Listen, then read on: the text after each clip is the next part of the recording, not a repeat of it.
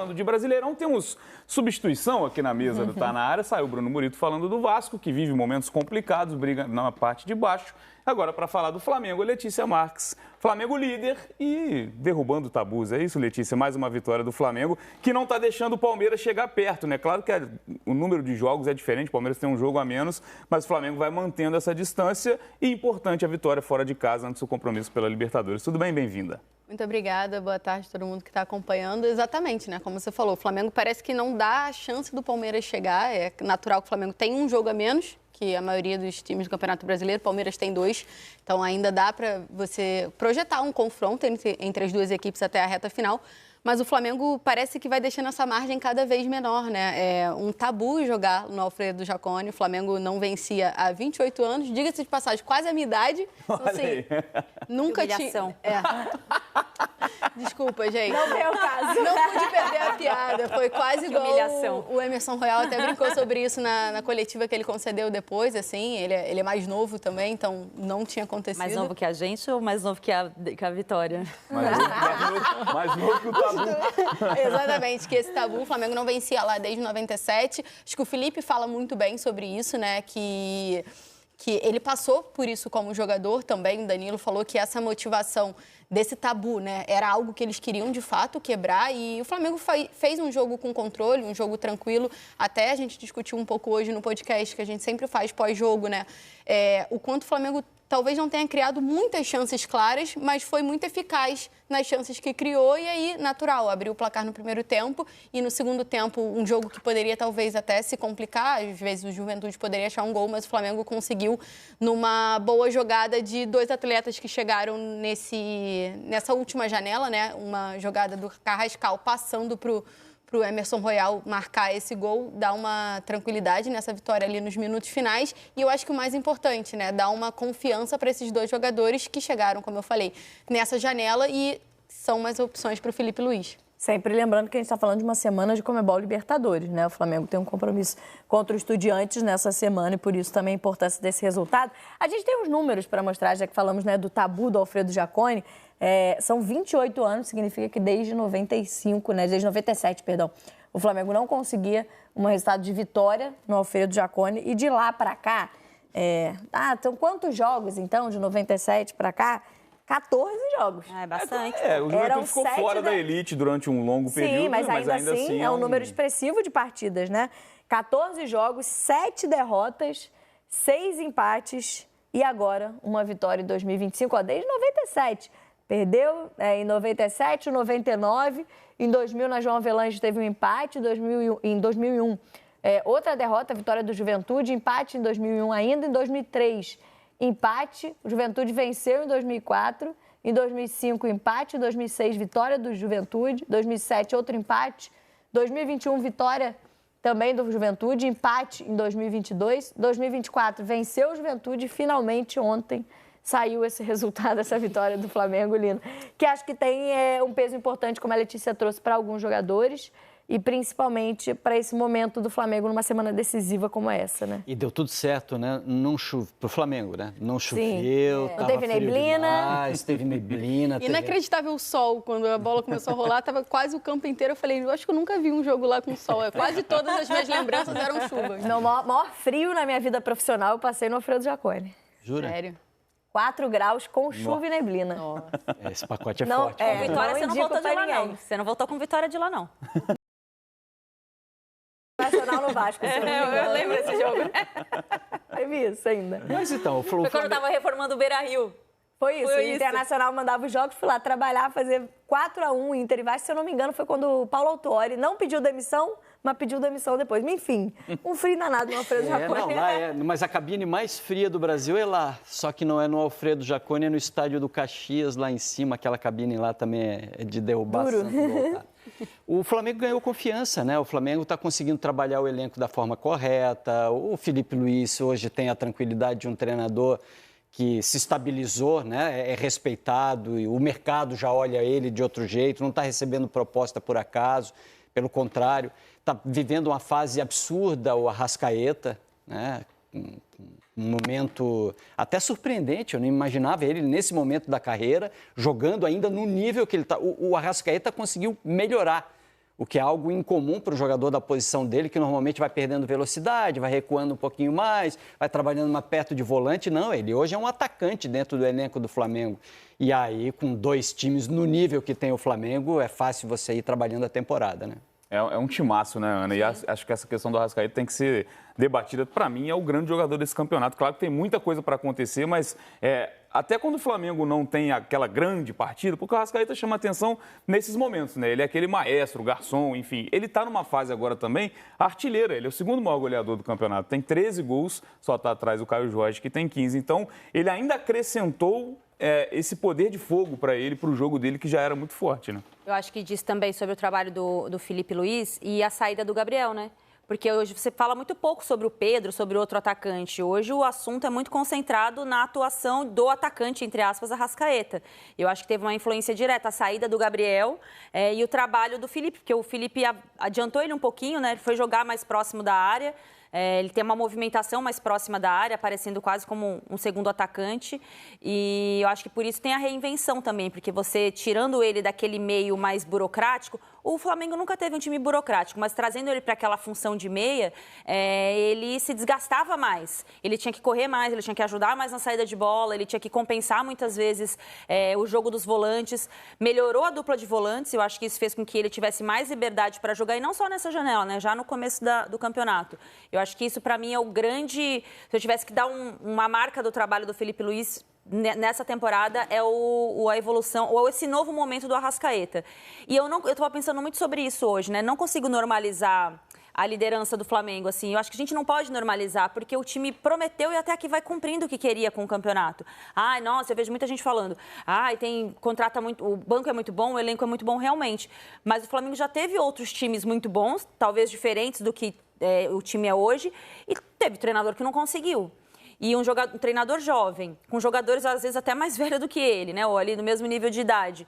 E ele conseguiu fazer com que esse time se tornasse competitivo para o Campeonato Brasileiro de Pontos Corridos, que eu acho que é o campeonato que premia quem se programa, quem se projeta, né? E traça o objetivo. Então eu não consigo normalizar. Eu acho que comparando esses últimos Flamengos aí que a gente viveu, né? Nessa era de um time organizado financeiramente, diferentemente de 2019, quando as coisas foram acontecendo, né? O Jorge Jesus chega e o time é eliminado, e aí vai se reencontrando, aí pensa na Libertadores, pensa no Campeonato Brasileiro.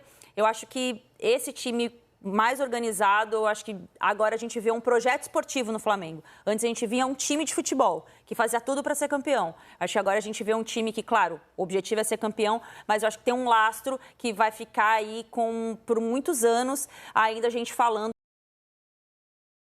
temporadas. Os números do Flamengo são muito impressionantes. Claro que o Palmeiras está na cola, tem um confronto direto, apesar de ser no Maracanã, então o Flamengo leva essa ligeira vantagem, né? São 37 gols de saldo, não é normal a gente ver isso no Campeonato Então, eu não consigo Brasileiro. normalizar. São 47 gols feitos e apenas 10 sofridos, mostra o equilíbrio, né? O ataque do Flamengo funciona muito bem, a gente viu recentemente goleado por 8-0 sobre o Vitória.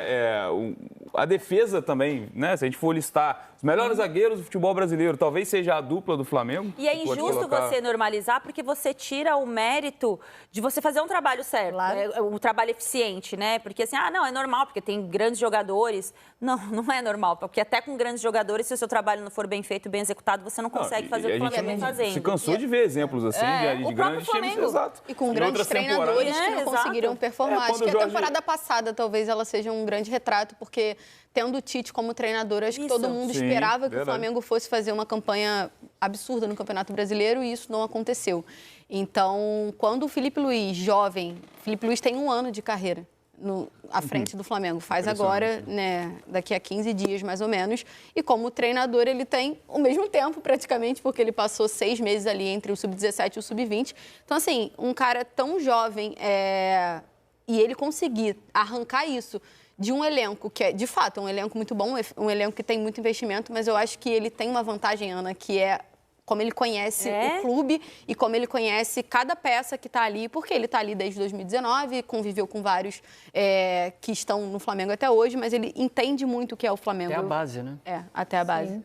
A utilização dos jogadores da base, acho que esse é um ponto importante do Felipe. Só porque a gente mostrou os números da temporada como um todo também do Flamengo, o Bené chamou atenção para os números, né, do Brasileirão, mas também são 73 gols de saldo na temporada de um elenco que tem 73% de aproveitamento em 54 jogos, são só 7 5 vitórias. times do brasileiro, somando todos eles chegam nesse número. Isso. Mas eu acho que um ponto do Felipe, nessa temporada como um todo de 2025, eu vejo o Felipe montando um time a partir da defesa desde sempre. Só que eu acho que as pessoas, como um todo, nós jornalistas ou até os torcedores, demoraram a entender como o Flamengo ele começou muito bem defensivamente para depois se tornar um time muito ofensivo. E acho que isso faz o Felipe Luiz ser forte. Ele conseguiu montar um time de estrutura defensiva e ali você varia com o Ortiz, com o Léo Pereira, você tem o Danilo, você tem o Alexandro, eu acho que é essa base ali. E aí depois ele consegue encaixar o meio, ele encaixa o ataque e as coisas vão acontecendo. Mas a base do time dele, ele é um treinador que ele se forma nessa base defensiva para olhar para frente. Eu acho que é por isso que ele consegue resultados. Tanto que no ataque, né? Simeone, Tite. Fez assim. Mas é que o Felipe se defende muito com posse de bola também, claro. com controle de jogo, com ocupação de espaço, sem deixar o adversário sair, com recuperação de bola. E falando no ataque, né, até as peças mesmo, né? O Samuel Lino chegou recentemente e já tomou conta da posição. Durante muito tempo a gente debateu se o Pedro ia jogar junto com o Arrascaeta. Ninguém nem fala mais isso, né? Quando você comenta sobre o Arrasca no seu primeiro comentário, lembra muito algumas discussões que a gente teve aqui em vários momentos, que era justamente o Arrascaeta e o Pedro vão jogar juntos. E por muito tempo ficou claro que não iam, porque o Felipe dava todos os indicativos, o Pedro ficou no banco por vários jogos e o Pedro ainda fica no banco nos jogos decisivos. Contra o Inter na Libertadores, quem jogou foi o Bruno Henrique. Verdade. Então, no podcast, a gente levantou também essa discussão se na quinta-feira. Eu já ia falar, você já está dizendo que quinta-feira o Pedro vai ser banco? Não, tô brincando. Não, Já vai gastar na segunda-feira, eu levantei essa questão no podcast porque o Flamengo teve alguns desfalques contra o Juventude. O Flamengo consegue quebrar o tabu, consegue a vitória, mas foi para lá sem muitos atletas e sem muitas opções. Então, fica essa dentro deles tem o Bruno Henrique. O Bruno Henrique ele fica fora por um controle de carga. Lembrando que o efeito suspensivo do Bruno Henrique saiu depois do Bruno Henrique não ter viajado. O Flamengo fez o controle de fato para ele ficar fora desse jogo.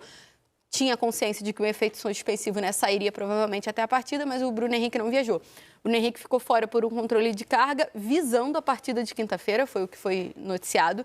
E você tem também o Varela, que estava controlando uma pubalgia quando ele voltou da seleção, deve retornar. Acho que as dúvidas agora a gente fica para o Alexandro, que está tratando de uma lesão, e também o Jorginho, que está tratando de uma lesão também. Não sei se os dois serão relacionados. O Flamengo folgou nessa segunda-feira. Quem faz tratamento natural e no CT, mas tem o treino de terça, quarta e quinta. E aí, pensando no Bruno Henrique, respondendo sua pergunta, Camila, essa pergunta aí tá com o Felipe. Felipe, se você estiver assistindo, só você pode responder. Mas assim... Pode mandar pra gente a escalação. O indicativo, assim, quando você olha o jogo contra o Inter, que a gente até comentou a escalação aqui antes, o Bené até brincou que eu acertei, e foi justamente isso. O Bruno Henrique entra no lugar do Pedro. O Pedro não joga aquela partida. Então, eu fico pensando assim, será que nesse jogo da Libertadores vai o Pedro? O Pedro não foi muito bem nesse jogo do fim de semana. Não sei. Pode ser mais uma questão, mais uma dúvida, mas acho que o Samuel Lino potencializa o Pedro. Verdade, é um reforço que eleva o patamar do time. Realmente, o Samuel Lino chegou muito bem. O Flamengo é assim, né? O time é um festival. Vamos dizer que é um festival, vai. Joga a camisa, vai. É um festival.